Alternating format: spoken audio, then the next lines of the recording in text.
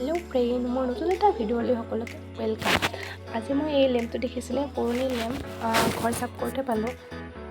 10-15 বছৰ পুৰণি হয় আৰু আগতে ব্যৱহাৰ কৰিছিলোঁ। আমি যেতিয়া সৰু আছিলোঁ তেতিয়া ব্যৱহাৰ কৰা নাই, এনেই পৰি আছে। ভাবিলোঁ ইয়াক কিবা এটা নতুনত্ব দিওঁ আৰু সেইবাবে এয়া মই চাফ চিকুণ কৰি লৈছোঁ।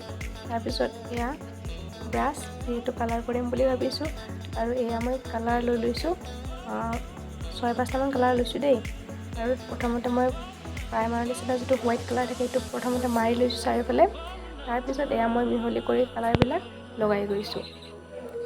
যিহেতু পিংক কালাৰটো নাছিলে সেইবাবে মই হোৱাইট আৰু ৰেডটো লগ কৰি দিছোঁ আৰু এয়া পিংক কালাৰ লগাই দিছোঁ। এনেকৈ সকলো কালাৰ মই মিলাই দি দিছোঁ যেনেকৈ পাৰিছোঁ আৰু। তো মই চোৱা নাই, আগতে মই এনেকৈ কেতিয়াও কৰি পোৱা নাই, এয়াই ফাৰ্ষ্ট। আপোনালোকৰ ঘৰতে যদি এনেকুৱা কিবা পুৰণা সামগ্ৰী পৰি আছে, তাক এনেকৈ নতুনত্ব দিব পাৰে। দেখিবলৈ ভাল হ'ব, লগতে সজাই থ'ব পৰা যাব। যিহেতু আজিকালি এইবোৰ ব্যৱহাৰ নাই, সৰু ল'ৰা ছোৱালীবিলাকে চিনিয়ে নাপাব। তাৰ বাবে মই ধুনীয়াকৈ সজাই থৈ দিম, স্মৃতি হৈ থাকি যাব। এতিয়া ল'ৰা ছোৱালীটো নাজানিবই যে আমি এইটোৰ ওপৰতে পঢ়িছিলোঁ, এতিয়াতো লাইট। গতিকে মই ধুনীয়াকৈ সজাই থৈ দিম।